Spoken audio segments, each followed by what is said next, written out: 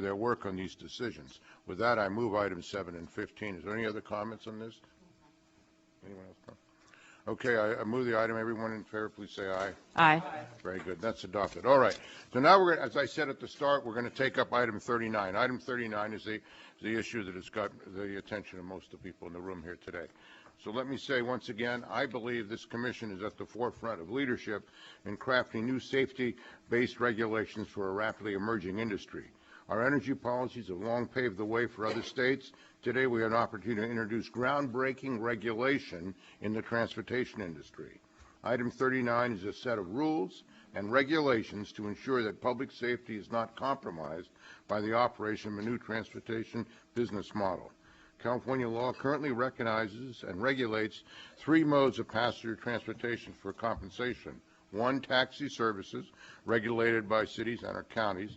2, charter party carrier services such as limos.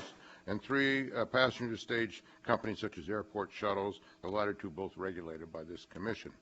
In recent years, the communication revolution in wireless service, smartphones, and software applications has further facilitated the development and adoption of passenger transportation for compensation to a point where passengers seeking rides can be readily connected with drivers willing to provide rides to in their personal vehicles. This development in passenger transportation for compensation is most notably associated with companies like Lyft, Sidecar, and UberX. These companies and their operations do not fit neatly into the conventional understandings of either taxis or limos. These companies are part of a larger and rapidly growing sharing economy. The Internet is challenging many traditional business models by turning average, everyday consumers into service providers. This is a rapidly growing sharing economy. Does regulation have a role to play in this new form of business? Yes, I believe it does. Very much so.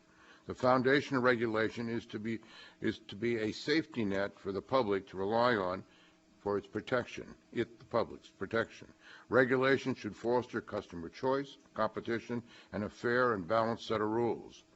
Rules and regulations should provide common sense solutions that achieve affordability, safety, and allow for continued innovation. This Commission's responsibility to public safety in the transportation industry does not change because of the sharing economy.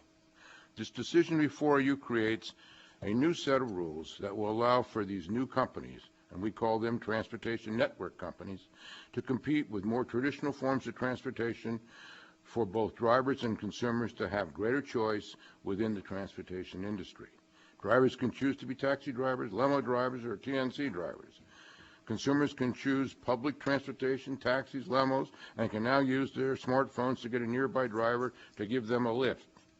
The 28 rules and regulations laid out in my proposed decision today require TNCs to acquire commercial liability insurance of a minimum of $1 million per incident, regardless of whether personal insurance allows for coverage, conduct a background criminal check for each driver, conduct a 19-point car inspection, and implement a driver training program, among other rules and regulations, to promote safe drivers, safe passengers, and safe vehicles. So I want to thank the staff who has helped shape this decision. Judge Mason, Jason Zeller, Shanna Foley, April Mulqueen, my advisor Lester Wong, and of course Marzia Zafar. I also want to thank our Safety and Enforcement Division in advance for who will be implementing this decision. SED's Brian Kars and Adrian Johnson, along with their groups, will work with TNCs to implement the new set of rules. And lastly, Carol Brown, my Chief of Staff, whom I should always thank, but in particular in this case I want to acknowledge her leadership and her calm and strategic voice in keeping the team working on this together and focus. So with that, colleagues, I ask for your aye vote for item 39, and now open it up to comments. Commissioner Farron, any comments? Yes, thank you very much. For me,